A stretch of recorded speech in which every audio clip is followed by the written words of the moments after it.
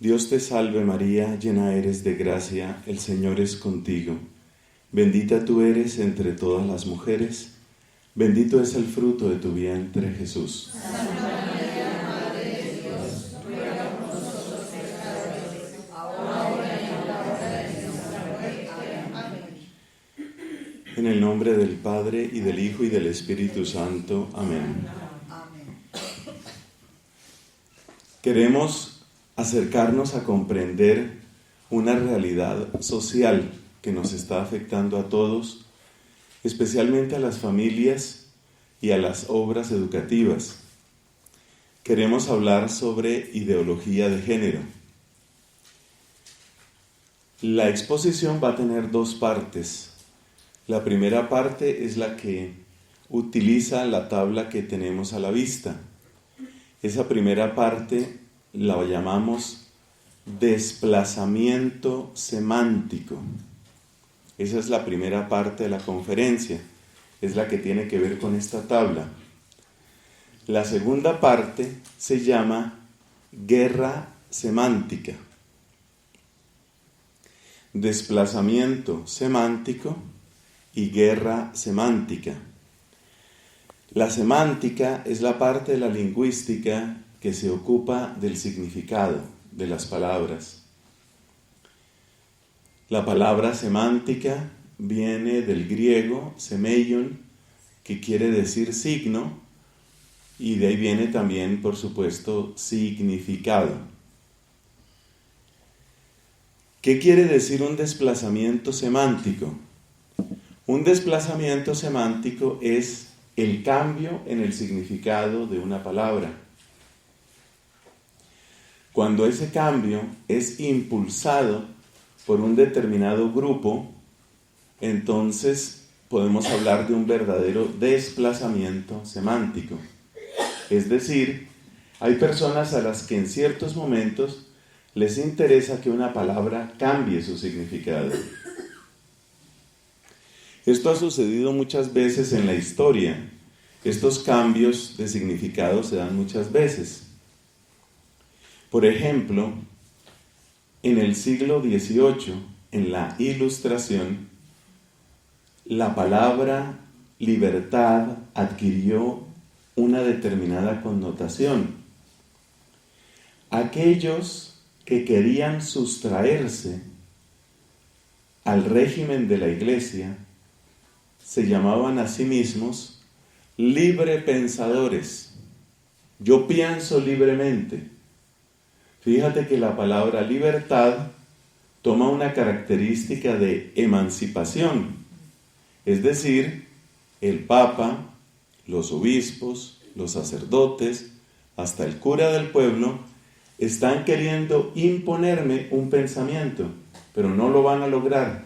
Yo pienso libremente, soy un libre pensador. La palabra libertad adquiere un significado especial en ese contexto.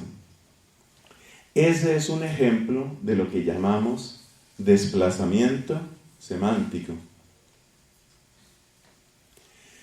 Esto pues ha sucedido muchas veces. Puede decirse que prácticamente toda transformación social implica una transformación en el lenguaje. Los cambios en la sociedad van preparados, acompañados, impulsados, propiciados por cambios también en el lenguaje. Los cambios en la sociedad van con cambios en el lenguaje, los cambios en el lenguaje producen cambios en la sociedad. ¿Por qué? Porque el ser humano utiliza la palabra para leerse a sí mismo, para leer a los demás, para influir sobre los demás. O sea que el que toca las palabras, toca mentes, vidas, historias, sociedades enteras. La palabra, como dice el refrán, tiene poder. Por eso nos interesa tanto la semántica dentro de este tema, porque tocar las palabras es tocar a las personas. Si tú enseñas a las personas consistentemente un significado nuevo en sus palabras, en las palabras, ese significado nuevo tiene implicaciones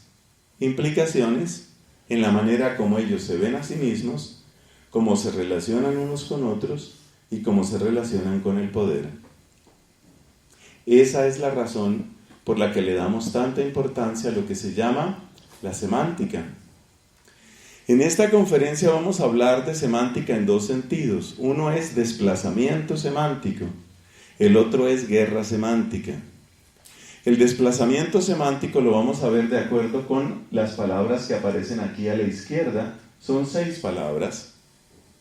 La palabra sexo, la palabra género, la palabra matrimonio, luego familia, luego educación sexual y por último iglesia. Esa palabra iglesia no es central para los que proponen y para los que impulsan la ideología de género. Para ellos no es central.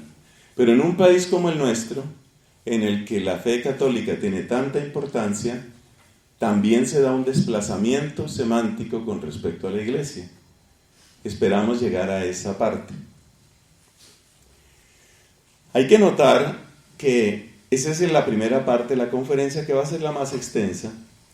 Luego vamos a hablar de lo que se llama guerra semántica. La guerra semántica, ¿qué es? Es el uso de ciertas palabras con las que se quieren conquistar corazones y otras palabras con las que se quiere demonizar a determinados grupos. Usted sabe que cuando usted quiere poder, usted necesita que haya grupos que sean mal vistos para que la gente no se acerque a ellos. Y hay otros grupos y hay otras ideas que usted necesita que sean exaltadas, ensalzadas, porque esas son las que usted quiere que gane. Entonces, por ejemplo, la Revolución Francesa utilizó 3 palabras que llamamos palabras bandera. ¿Qué es una palabra bandera? Son las palabras que yo quiero levantar para que todo el mundo diga, eso me gusta, yo lo quiero, yo quiero unirme a eso.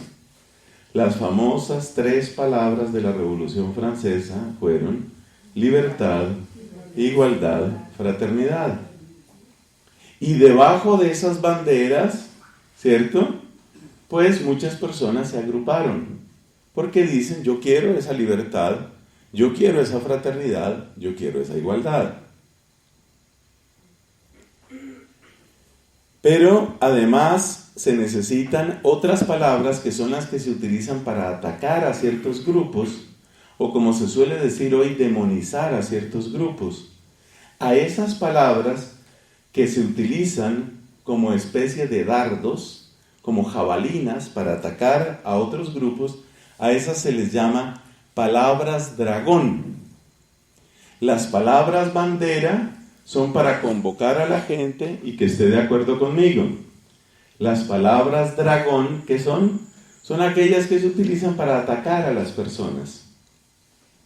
Por ejemplo, en nuestra época, una palabra dragón típica es intolerante. Ustedes se dan cuenta que las palabras bandera van a ser los antónimos de las palabras dragón.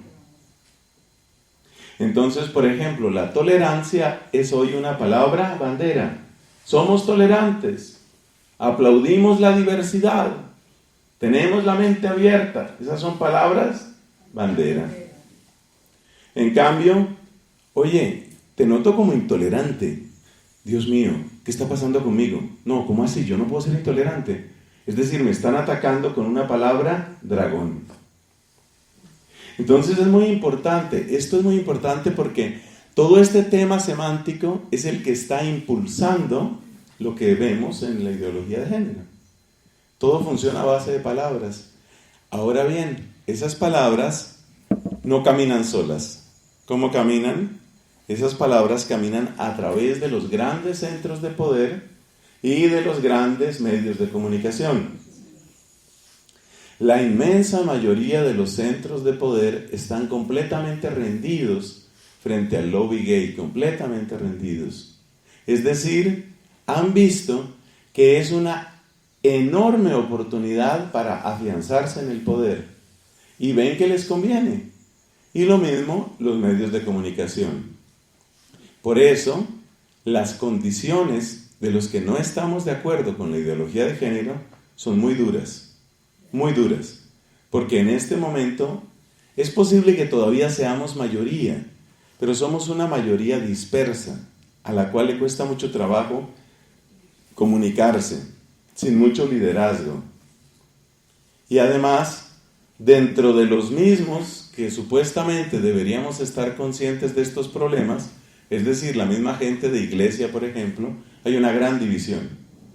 Hay muchas personas que se han dejado seducir por las palabras bandera, que tienen terror a las palabras dragón y que entonces van al ritmo de esto que vamos a exponer inmediatamente, que se llama desplazamiento semántico.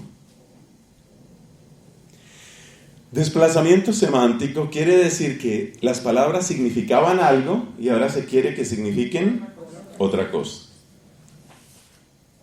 Entonces empezamos pues con lo más elemental, sexo.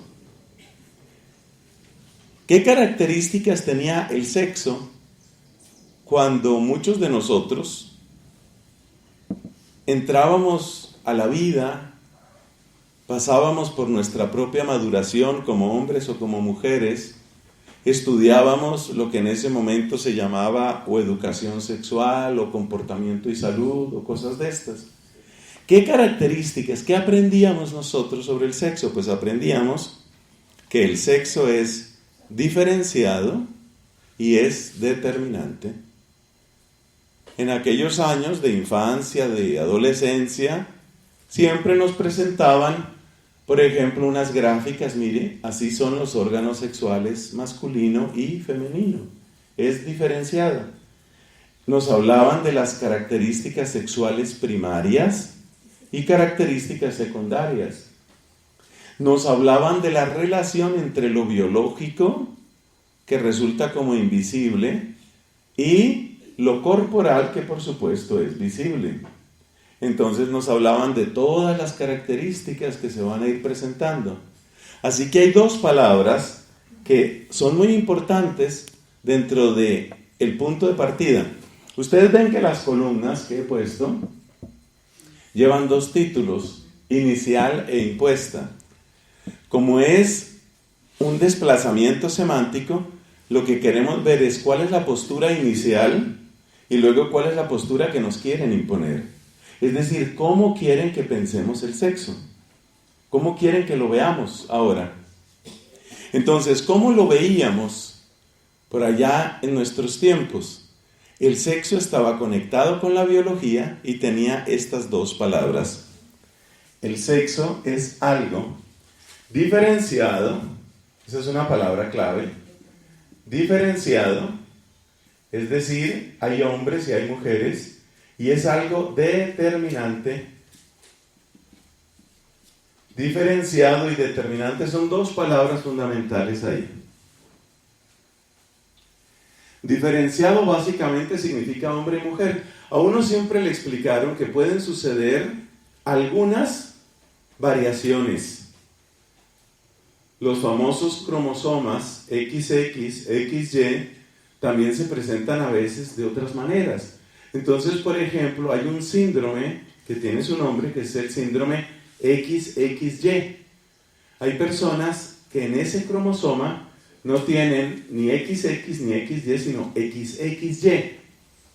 Y esas personas presentan variaciones morfológicas en sus genitales, casi siempre tienden a ser genitales más masculinos, pero subdesarrollados, y el cuerpo adquiere características en parte femeninas.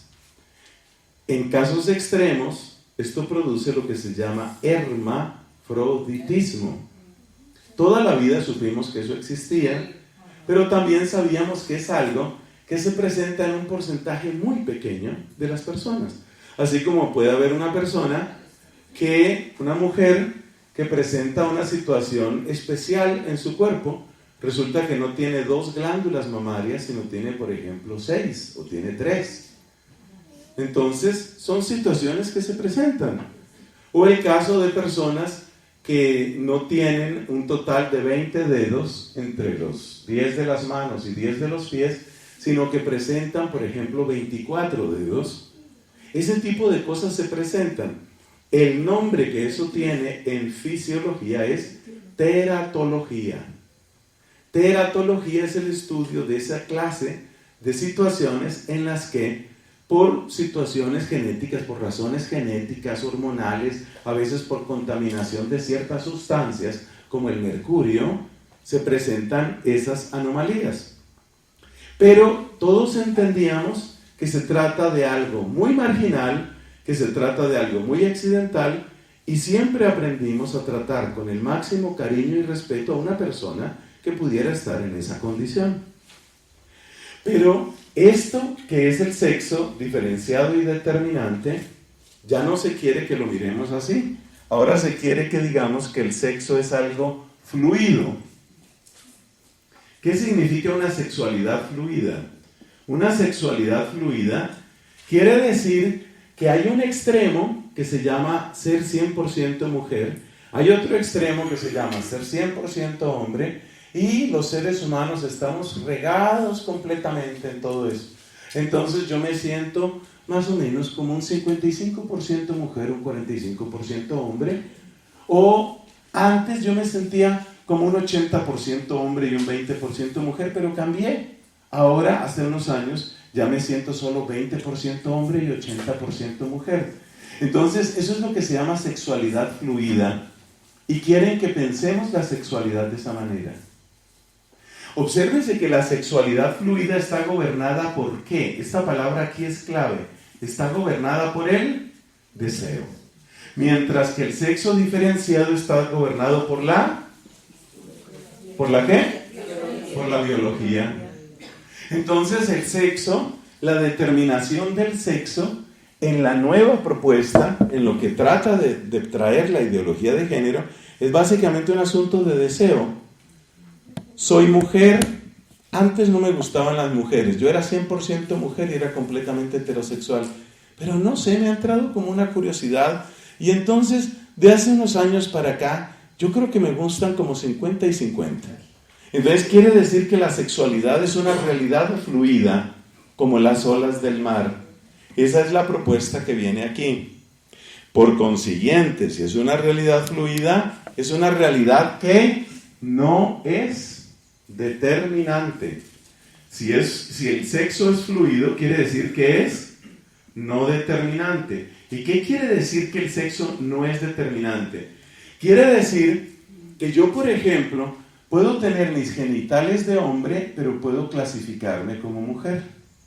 Entonces, si una persona, mañana por la mañana, porque ya es muy de noche allá en Europa, si una persona mañana por la mañana va a una notaría en España y dice, bueno, yo quiero registrarme como mujer, no tiene que hacerse ninguna operación, tomar ninguna hormona, cambiar su vestido, simplemente va con todo su barba y con todos sus genitales de hombre, con todos sus testículos, su pene y todo, y dice, yo me quiero matricular como mujer. ¿Por qué? Porque el sexo no es determinante.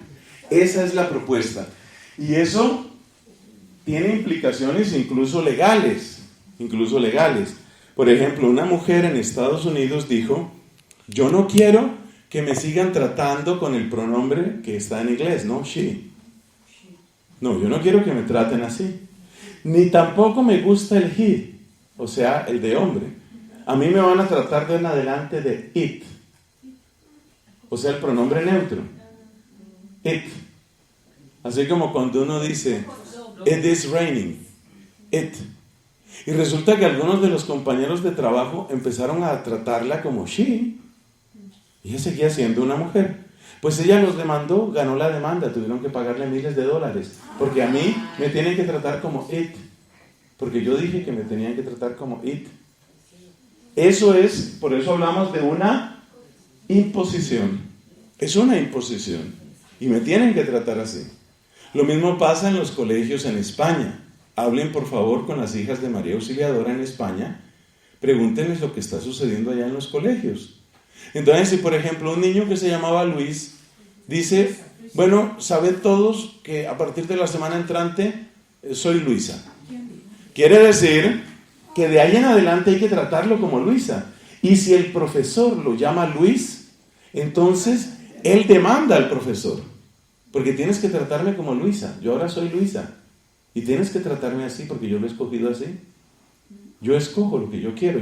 Mi sexo no es algo que esté determinado ni por los genes, ni por las hormonas, ni por la fisiología. Bueno, eso es lo que se llama desplazamiento semántico. Es decir, sexo ya no significa esto, sino que ahora queremos que signifique esta otra cosa. ¿Qué pasa con el género? ¿Género qué era? Inicialmente, tomamos aquí como punto inicial lo que son más o menos unos 40 siglos de la civilización humana. Eso es lo que llamamos inicial. Y la versión impuesta es lo que viene ahora, lo que están tratando de imponernos. ¿Género qué era? Cuando nosotros estudiamos género hace tiempo, pues el género era un hecho gramatical. Era un hecho gramatical. Es decir, quiere decir que, por ejemplo, esta es la mesa. Este es el marcador. ¿Quiere decir que este objeto es masculino y este objeto es femenino? No. Simplemente que dentro del uso del lenguaje, en lengua castellana se ha utilizado así. Hay un ejemplo interesante que es lo que sucede con el contraste entre el español y el alemán. Porque en la lengua alemana, la palabra para decir sol, que me parece que es Sonne, es una palabra femenina, como si nosotros dijéramos la sol. Y la palabra para decir luna es una palabra masculina, como si nosotros dijéramos el luna. O sea que el género es algo que realmente no tenía grandes implicaciones en la vida, sino que era un dato práctico relacionado con la gramática, relacionado con la historia de las palabras. Eso era el género. Pero resulta que ahora género es algo supremamente importante y tal vez las dos expresiones que voy a utilizar ahora son las más importantes dentro de esta tabla. ¿Género qué es? Género es dos cosas que es muy importante tenerlas claras. Es una construcción existencial. Hay una filósofa francesa llamada, filósofa, ella es periodista, es escritora, ella no. Simone de Beauvoir, en su obra El segundo sexo, dice: no se nace mujer, la mujer se construye, la mujer se hace. Yo no estoy completamente seguro de cuál era el alcance que él quería darle a esas palabras, pero esas palabras han sido tomadas como el versículo fundamental de la Biblia de la ideología de género. Es decir, esa es la famosa palabra que también repetía el negociador del gobierno colombiano en Cuba cuando pretendieron inyectar ideología de género en el acuerdo de paz. No se nace hombre. Ustedes se acuerdan ese famoso clip de video donde él sale diciendo: no se nace hombre, no se nace mujer, cada uno se hace hombre, se hace mujer. ¿Qué quiere decir se hace? Se hace quiere decir que yo puedo hacer de mí lo que yo quiera. Teniendo en cuenta la filosofía existencialista de Jean-Paul Sartre, el que fue pareja, no marido, sino pareja de Simone de Beauvoir, es muy posible que Simone de Beauvoir tuviera una idea de tipo existencialista sobre esa frase que estoy citando. Es decir, no se nace mujer, sino que se hace. La mujer llega a hacerse mujer. La idea que tenía Sartre, dicha en términos filosóficos, es que la existencia precede a la esencia. ¿Eso qué quiere decir? Que tú no tienes una esencia. Tú no tienes una esencia, sino que lo que tú decidas hacer de ti, esa será tu esencia. Entonces tú vas haciendo tu esencia con tu existencia. Tus decisiones son las que hacen lo que tú eres. El hacer precede al ser. Es un lema típico del existencialismo ateo de Jean-Paul Sartre. Simone de Beauvoir, cercana a este hombre, seguramente compartía esa idea. Entonces, el género es visto como una construcción, ¿qué? Existencial. Eso quiere decir que yo puedo construirme, reconstruirme, reinventarme. Ese verbo es muy importante para este tiempo en que vivimos. Reinventarme. Entonces yo me voy a reinventar. O los papás pueden reinventar a los hijos. Por ejemplo, estos dos famosos de la farándula mundial, Brad Pitt y Angelina Jolie, tuvieron una niña, pero ahora decidieron, como a los 10, 11 años, que va a entrar en todo un tratamiento hormonal y no sé cuántas cosas para volverlo niño, ¿no? Entonces, ¿por qué? Porque nosotros podemos inventar al ser humano. Nosotros podemos inventar. Y podemos inventar al ser humano significa que cada ser humano se puede inventar como quiera, o que los papás pueden inventarlo. Entonces, por ejemplo, en Estados Unidos se reúnen en grandes convenciones, se reúnen papás que tienen niños con tendencia a ser niñas. Y durante un fin de semana o durante varios días se reúnen todos esos papás con todos esos niños que nosotros llamaríamos afeminados y hacen todo tipo de concursos. Por ejemplo, visten a los niños con bikinis para que desfilen a ver cuál es el niño más niña, cuál es el más atractivo, ese tipo de cosas. Esto no es ciencia ficción, esto no es una película que yo me invento, esto es una realidad. Eso es lo que significa la construcción existencial. El niño, o sea, lo que salió de mi útero, dice la mamá, lo que salió de mi útero traía pene, pero yo lo que quiero es que sea niña porque me parece que tiene inclinación a ser como niña. Entonces, por consiguiente, entonces hacen desfiles de belleza, maquillan a los niños para acentuar todos los rasgos femeninos, para que quede cada vez más como una niña. Eso es lo que se llama una construcción existencial. Pero además, el género es, y esto también es importantísimo, un vehículo de transformación social. Vehículo de transformación social. ¿Qué queremos decir con esa expresión? Para entender correctamente esa expresión, aquí escribimos vehículo de transformación social. Para poder entender correctamente esta expresión, hay que tener en cuenta que detrás de todos estos temas de género hay una ideología política muy fuerte que se llama neomarxismo.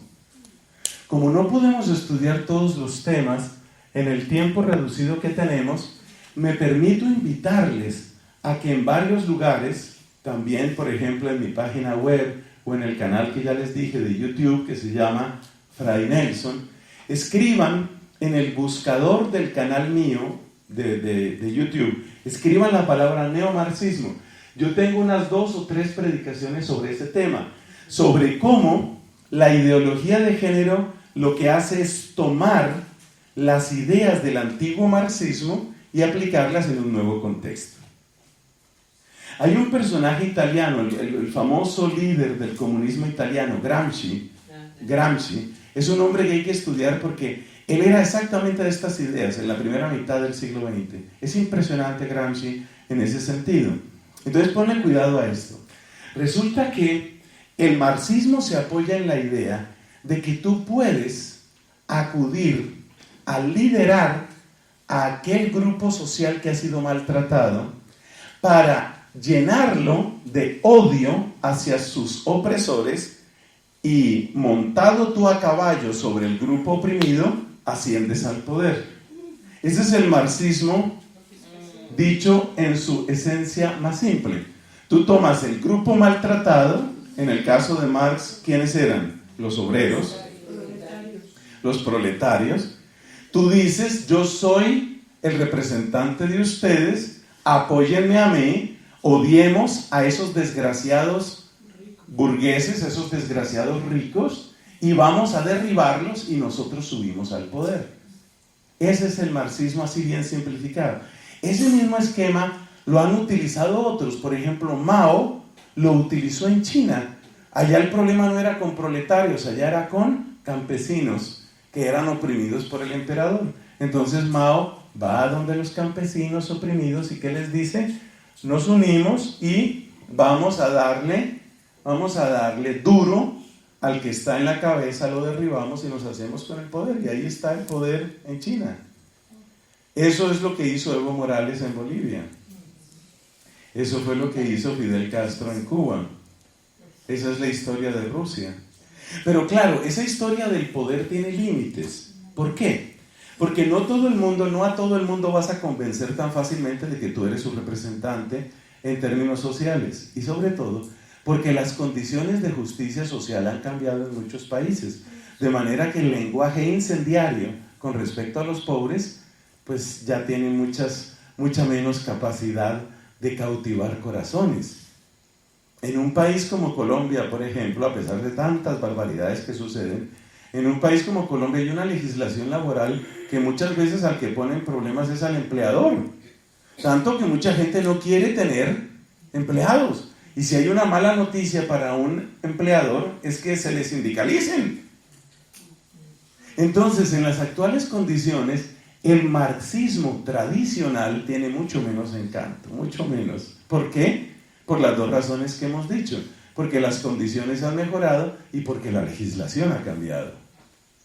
Entonces vienen los nuevos marxismos. Por ejemplo, ¿qué se necesita para un nuevo marxismo? Buscar nuevos grupos que estén oprimidos para empezar a hablarles y decirles, denme permiso, por favor, yo me subo a sus hombros y ustedes me llevan al poder. Por ejemplo, ¿quiénes? La mujer. La mujer ha sido oprimida, la mujer ha sido maltratada, la mujer ha sido considerada una ciudadana de segunda o tercera categoría. La mujer ha tenido que cargar con el peso de muchas cosas, incluyendo violaciones, incluyendo golpes, humillaciones. Entonces yo voy a ser representante de las mujeres. Bueno, eso está metido también aquí. Por eso se llama vehículo de transformación social. Y por eso tantos movimientos políticos en este momento parece que todos quieren ponerse el arco iris en la solapa. ¿Por qué? Porque todos quieren subirse a ese bus que se ve que va de para arriba. Ese bus va subiendo. Yo no quiero perder ese bus. Entonces, por ejemplo, una señora que tenía unos conceptos tan claros y tan bellos sobre familia y sobre vida, como la señora Bachelet en Chile, ya dio completamente la vuelta. Entonces ya ella está completamente a favor de matrimonio gay y todo eso, porque los políticos en todas partes son oportunistas y no quieren perderse el bus que está subiendo. Yo ese no lo puedo perder. Entonces el neomarxismo, que en este momento tiene una escala global, es eso. Y por eso el tema de género es un tema de transformación social. Y por eso tantos también dentro de la iglesia. Un grupo de capuchinos, por ejemplo, un grupo de religiosos capuchinos en Madrid no quieren quedarse por fuera del bus. Entonces, cuando llegó el gran día del orgullo gay, entonces estos capuchinos sacaron su bandera arcoíris para ponerla ya en el centro bíblico, no sé qué, de manera que todo el mundo sepa, nosotros los capuchinos estamos con vosotros, los gays y toda esta gente. Es decir, es un bus en el que todo el mundo se quiere subir hoy por hoy, todo el mundo. Y nos quieren hacer sentir a los que somos críticos con este tema por las razones que estoy exponiendo. No es capricho. A los que somos críticos, obviamente, pues nos atacan con las palabras dragón. Así es como eso funciona. Entonces, date cuenta de que aquí hay un tema de neomarxismo. Tomar a una minoría, presentarse como representante de esa minoría, auparse, subirse a los hombros de esa minoría para lograr el poder. El último caso, triste, porque yo algún respeto y alguna admiración le tenía, es el de la señora Angela Merkel. Ella impulsó y en 2 semanas sacó adelante el matrimonio gay en Alemania, porque ella sabe, a estas alturas de la vida, yo no puedo quedarme por fuera. Ese bus va que sube, las elecciones están próximas, yo no puedo quedarme por fuera. Esa es la situación. Bueno, sigamos. Matrimonio es la siguiente palabra. Tradicionalmente la palabra matrimonio ha estado asociada a tres cosas. Esas tres cosas son complementariedad entre hombre y mujer, estabilidad, que significa lo que dice el matrimonio cristiano, hasta que la muerte los separe. Y además, fecundidad, es decir, la familia como célula de la sociedad. Entonces, las tres palabras propias de la familia, las tres palabras que particularmente la Iglesia, yo espero que esa ha sido la realidad nuestra, las tres palabras son entonces ¿cuáles? La complementariedad, vamos a escribirlas aquí, así pequeñitas, la complementariedad, la estabilidad y la fecundidad. Ese es el modelo propio del matrimonio. Pero el desplazamiento semántico, ¿qué significa? Ahora queremos que matrimonio, que la palabra matrimonio no signifique esto. No queremos que signifique esto. Ahora queremos que signifique otra cosa. ¿Por qué este significado no sirve? Mira, no sirve porque la complementariedad va en contra de la fluidez. La estabilidad va en contra de la fluidez. Y la fecundidad va en contra de la fluidez y de la no determinación. Efectivamente, el tema de la complementariedad y el tema de la estabilidad son temas que no caben dentro de la ideología de género. Porque si hablamos de estabilidad, entonces quiere decir que si yo soy hombre, pues voy a ser tu marido toda la vida. Yo no voy a ser tu marido 15 años y luego paso a ser tu esposa, luego paso a ser... No, un momento, yo se supone que voy a ser tu marido toda la vida para los que se casan. Entonces, la versión inicial del matrimonio está en esas tres palabras. Pero ahora matrimonio se quiere que signifique otra cosa. Y créanme que yo he visto bastante material sobre este tema. Y créanme que lo he estudiado y lo he leído. Y me llama la atención que en todas partes donde se somete a interrogatorio a los que no piensan o no pensamos como la ideología de género, siempre las objeciones que hacen son de esta clase.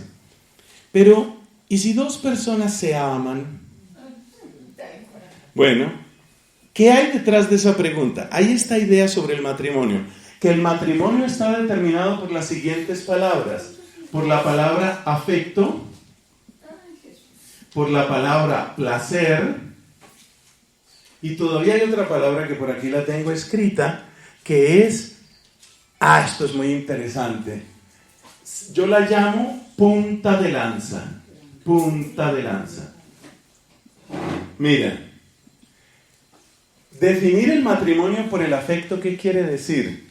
Quiere decir que lo importante es que yo me sienta bien. Placer quiere decir, eso es lo que yo quiero disfrutar. Durante mucho tiempo disfruté cuerpos de mujeres. Yo creo que ya ahora estoy listo para disfrutar cuerpos de hombres. Entonces, como ahora lo que me interesan son cuerpos de hombres, y como el sexo es fluido, entonces nadie tiene derecho a oponerse a que yo ahora disfrute cuerpos de hombres. Ahora me quiero casar con un hombre, ya está. Solucionado el tema, porque eso es lo que yo quiero. Fíjate que cuando tú defines el matrimonio en términos de afecto, de placer, de afecto y de placer, de inmediato lo siguiente que se destruye, ¿qué es? El número 2. Por eso ya en Medellín 3 hombres decidieron casarse. O sea, ¿para qué importa el número 2? Si lo que importa es el afecto y el placer, ¿qué impide que haya poligamia, por ejemplo? ¿Qué impide que se junten 2 mujeres y 3 hombres y ahora nosotros estamos casados todos con todos estamos casados? ¿Qué importa si lo único que interesa es el afecto y el placer? Entonces, esas periodistas, porque casi siempre son mujeres para dolor mío, esas periodistas que hacen esas entrevistas, oye, pero si ellos se aman, pero si se aman, son tiernos, se respetan, no como esa violencia tan horrible que uno ve en algunos barrios de Bogotá.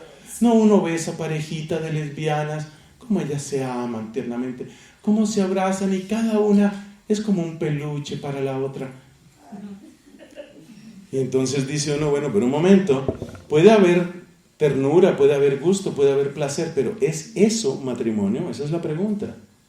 El matrimonio se ha convertido en una punta de lanza. ¿Qué queremos decir con punta de lanza? Quiere decir que la aprobación legal del matrimonio, que ellos llaman igualitario, se ha convertido en un objetivo para hacer visible el colectivo LGBT. Es decir, que cuando se logra la legalización del matrimonio, es algo así como si se rompiera un dique, es algo así como si se superara un mito, es algo así como lo que pasó en Alemania esta semana. ¿Qué pasó en Alemania esta semana?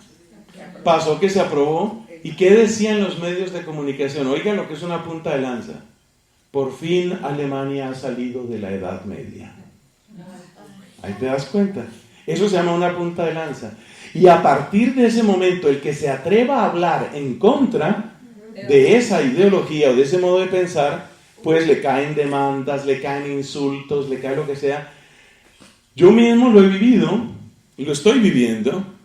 Yo tengo una cuenta en Twitter con casi 20,000 seguidores en Twitter. Mi cuenta en Twitter está al borde de la mordaza. Ya mi cuenta está clasificada como una cuenta peligrosa. De manera que si usted entra a mi cuenta en Twitter, no le dejan ver los mensajes míos, a menos que usted diga que está dispuesto a leer cosas que pueden herir su sensibilidad. Entonces, este que les habla, Fray Nelson Medina, es un heridor de sensibilidades, porque hablo de estos temas. Entonces, usted dése cuenta lo que significa la punta de lanza. Una vez que las cosas están aprobadas, cualquier persona que quiera hablar en contra de eso es una persona que inmediatamente es señalada. Por supuesto, esto tiene consecuencias legales. Por supuesto, esto llega a las familias. Por supuesto, esto llega a los colegios. Nos comentaba un dominico que trabaja en un colegio en Puerto Rico.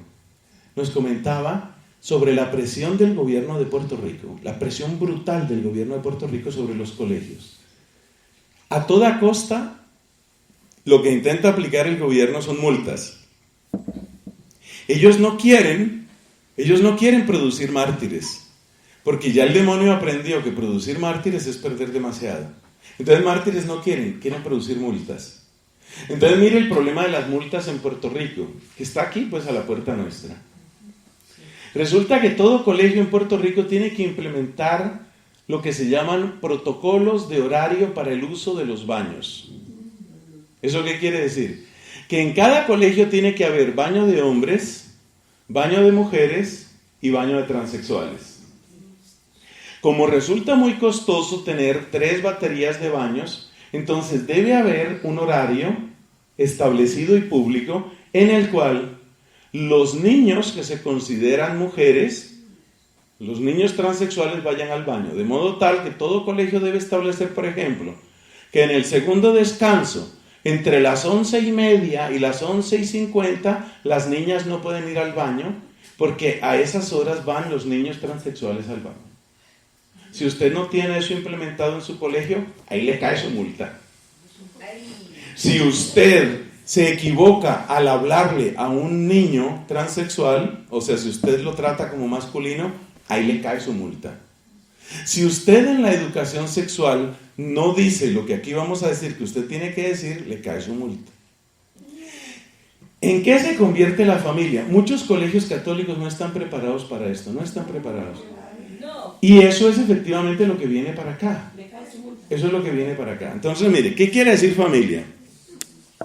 Desde el punto de vista inicial, es decir, lo que ha regido 40, 50 siglos en la humanidad, la familia es una escuela, es una escuela de humanidad, es decir, la familia es la que forma a los seres humanos para la sociedad. Y por lo tanto, la familia es una escuela de humanidad y de cultura. Escuela de humanidad y de cultura. Bueno, eso es lo que es la familia. Por eso, ¿en dónde aprende uno a orar? En la familia. ¿En dónde aprende uno lo bueno y lo malo? En la familia. en donde aprende uno a hablar correctamente, en donde aprende la urbanidad, en donde aprende a pedir disculpas, en donde aprende a dar las gracias, en la familia. La familia es la escuela de humanidad y de cultura, incluyendo en este caso, en la palabra cultura, incluyendo lo que tiene que ver con el hecho religioso. ¿Cómo quieren ellos que sea redefinida la familia? La familia es lo que surge de las preferencias de una pareja. Lo que surge. Si no surge nada en términos de niños, entonces una familia puede ser, por ejemplo, dos gays, como en la propaganda que hizo Bancolombia, ¿no? Aquella famosa propaganda, que todo es el tiempo de todos, dice esa campaña. Luego retiraron el aviso más escandaloso, el que presentaba dos hombres abrazados. Lo retiraron porque muchos hicimos presión. Hubo una gran campaña aquí en Colombia, yo fui parte de esa campaña. Por eso, pues, ustedes se dan cuenta que hay mucha gente que con razón no me quiere. Yo fui parte de esa campaña. Entonces, ¿por qué? Porque estamos convencidos de que hay que defender otros valores. La mayor parte de los sacerdotes son escandalosamente cobardes con estos temas. Y la mayor parte de las religiosas apenas se asustan, hacen aspavientos, se escandalizan, se hacen la señal de la cruz y luego duermen la noche completa. Esa es la mayor parte de las religiosas. Pero yo espero que a medida que vamos hablando de estos temas, eso es muy importante, que se nos dañe el sueño de vez en cuando y que nos demos cuenta de qué es lo que está sucediendo. Porque es que en muchos países, cuando las religiosas fueron a ver, aquí qué pasa, ya les cerraron el colegio, ya les cerraron la obra, ya les cayó la multa, ya no tienen nada que hacer. Entonces, pues este es el tiempo de despertar, es el tiempo de darse cuenta de lo que está sucediendo. Entonces, la familia se convierte ¿en qué? En el resultado de preferencias subjetivas. Resultado de preferencias. Esas preferencias pueden ser de cualquier clase, ¿sí? Entonces, por ejemplo, las preferencias pueden ser, ¿sabes qué? ¿Sabes qué he pensado, Alejandro? Dime, Pedro, los dos que están casados, ¿no? Alejandro y Pedro. ¿Sabes qué pensaba Alejandro? Dime, Pedro, deberíamos adoptar a un niño. Oye, sí, está bien, adoptémoslo. Entonces Alejandro y Pedro adoptan a un niño, el cual niño queda entregado a esta pareja de homosexuales. Es el resultado de las preferencias subjetivas. Por supuesto, si tú te opones a eso, la Cámara de Representantes de la República de Colombia te dice, ustedes no pueden hacer referendo. Aquí se recogieron 2.400.000 firmas para que se hiciera un referendo sobre ese tema de la adopción de las parejas del mismo sexo. La Cámara de Representantes, que no quiere perderse de ese bus, porque ese bus va de para arriba, el bus del poder LGBT, como ellos no quieren quedarse por fuera, entonces la Cámara de Representantes de Colombia dijo, no, bloqueemos ese referendo, y lo bloquearon. Entonces, yo me pregunto si de verdad nosotros en la iglesia tenemos conciencia de esto que está sucediendo. Bueno, ¿qué es la educación sexual? La educación sexual, de un modo llamémoslo tradicional, ¿qué es la educación sexual? Mira, la educación sexual es la respuesta a la pregunta que uno hacía cuando era niño. Mamá, ¿de dónde vienen los niños? Esa era la educación sexual. ¿De dónde vienen los niños? Y de acuerdo con las estrategias y de acuerdo con los recursos pedagógicos y de acuerdo con cosas parecidas, entonces se respondía a esa pregunta hasta que llegara el momento en el que se pudiera con toda claridad pues explicar la parte hormonal y la parte genital y todo aquello. Esa era la educación sexual. En cambio, ¿qué se quiere que sea la educación sexual ahora? Se quiere que sea esto, mira. ¿Dónde y cómo se da y recibe placer y afecto? Entonces, fíjate lo que está pasando, por ejemplo, en España. La parte lo que van a oír en los próximos minutos es horrible o puede ser un poco ofensivo para algunos oídos. Como resulta que hay que educar a los niños en que existe la opción homosexual, hay que explicar a los niños no solamente la relación sexual entre hombre y mujer, sino que hay que explicar a los niños la relación sexual entre hombre y hombre. Entonces a los niños hay que explicarles todos estos temas de sexo anal y todas esas cosas para que los niños sepan cómo es que los homosexuales tienen placer. Esa es la educación sexual. Entonces la educación sexual de las niñas, entonces, ¿cómo es? La educación sexual de las niñas es importante que la niña sepa que todo su cuerpo es susceptible de tener placer, entonces las niñas tienen que explorarse. Es decir, básicamente la educación sexual es aprenda a masturbarse, aprenda a sacarle placer a su cuerpo y a darle placer a otro cuerpo, sea de hombre o sea de mujer. A duras penas, las asociaciones de padres de familia han logrado bloquear algunos de esos materiales, pero eso es lo que se llama educación sexual dentro de ese contexto. De eso es de lo que se trata, de enseñar dónde está el placer, ¿sí? La pregunta aquí era de dónde vienen los niños, la pregunta acá es ¿dónde está el placer? Esa es la pregunta. Esa es la pregunta. Y por consiguiente el énfasis está únicamente en ese tema. Tema de cuerpo, tema de orgasmo, tema de placer, de hombre con hombre. A veces en algunos países se han dado casos escandalosos, todavía más escandalosos, como por ejemplo en una escuela en Bélgica en el que hacían un taller en el que dos niños se casaban, para que los niños vean cómo es de normal que dos hombres se casen. Entonces seleccionaron a dos niños del salón, tú y tú, el próximo jueves hacemos una ceremonia y ustedes dos se van a casar, para que los demás niños y niñas vean que es normal que se casen los hombres. Esa es la educación sexual.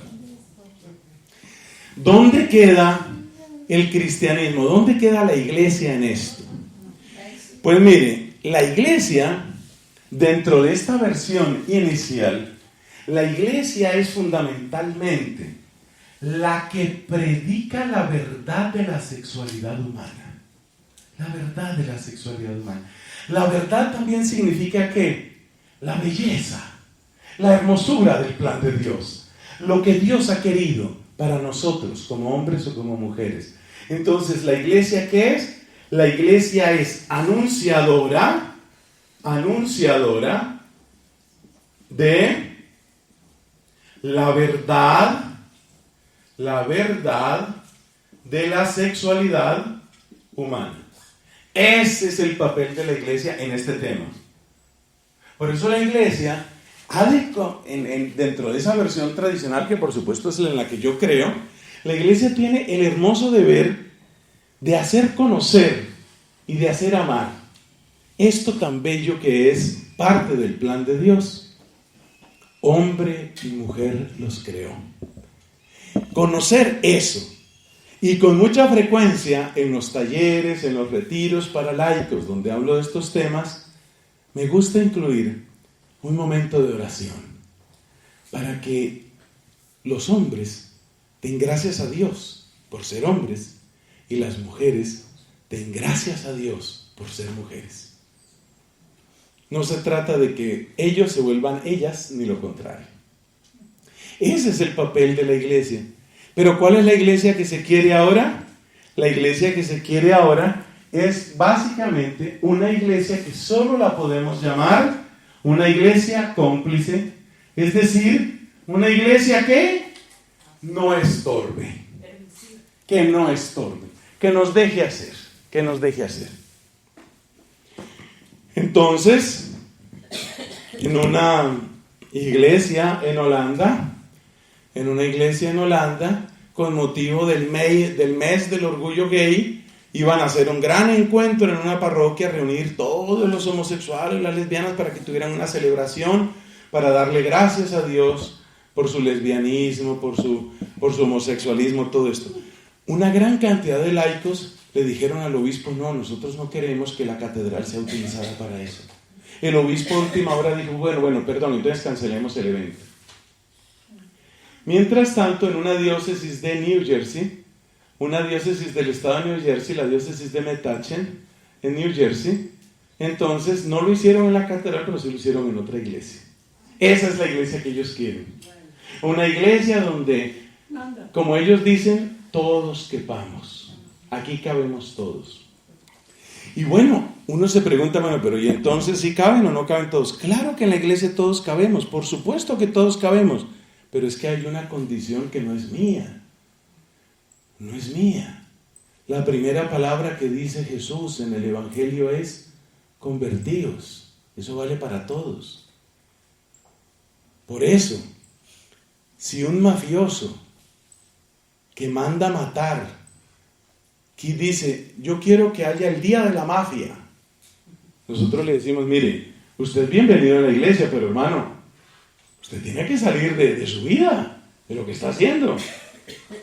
Si un político que se ha robado 4 veces el acueducto del pueblo, y por eso no hay agua potable en algunas ciudades de Colombia, dice, yo quiero que haya el día del político, el día del orgullo político.